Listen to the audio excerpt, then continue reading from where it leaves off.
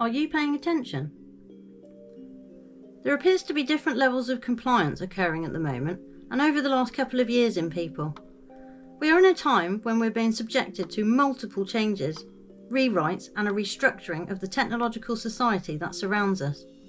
Within that, the people who are making the changes and rolling out these new systems and procedures need a certain level of compliance for a certain number to play the game that they have decided to enact.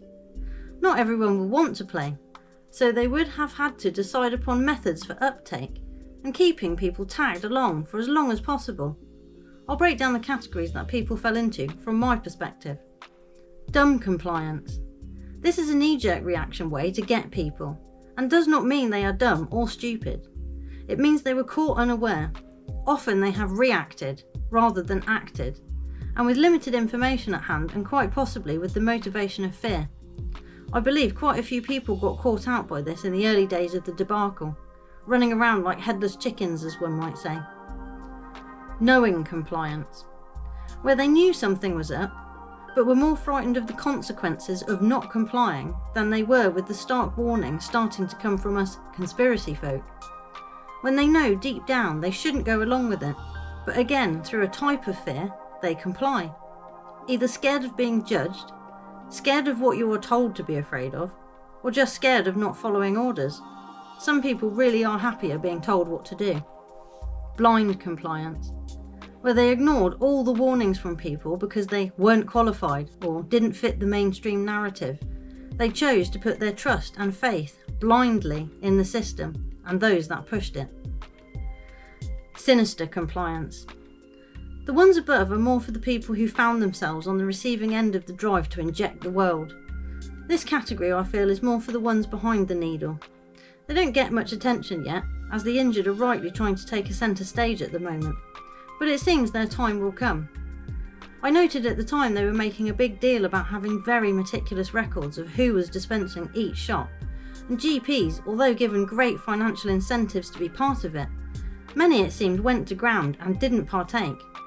Why would that be, do you think? Did they too think ahead and see that they would be the ones holding the needle, therefore holding the liability if it all went wrong? So this category is for the ones who knowingly, or at least blindly, just followed orders to do their bit, to deliver in some cases a slow-working mortal shot to the unsuspecting volunteer. Non-compliance.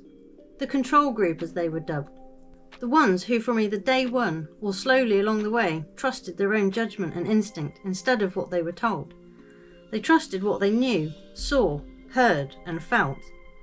But they are a problem to the project at large, highlighting and proving the case in point all along. The risk was low from what they said to be afraid of, and the risk was high for the product they were pushing. It should have been a no-brainer. But when all sides are working against you, the media, the government, the medical establishment, venues, employers, etc., I can see why so many caved or were convinced. Those departments were instructed to do that.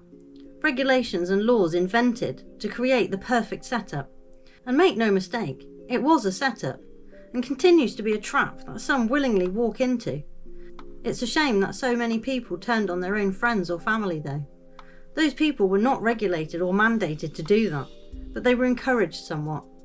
Through use of a nudge unit, no less, a group of paid behavioural specialists who sat down and decided how to make that happen.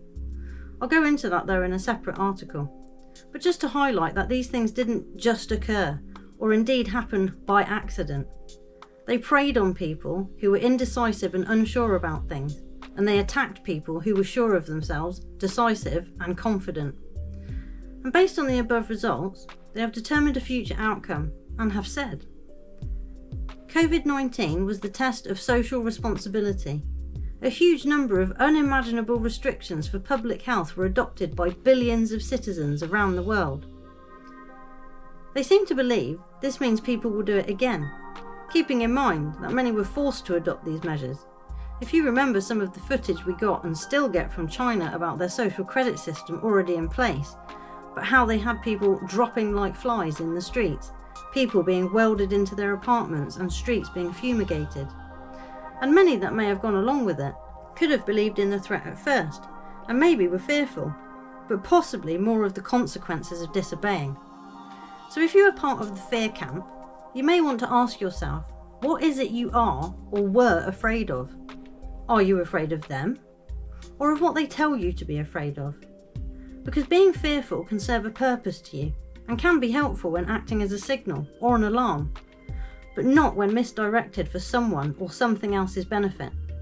I can't help thinking though that too many people's way of thinking and seeing things has changed, and what happened above won't be like that again.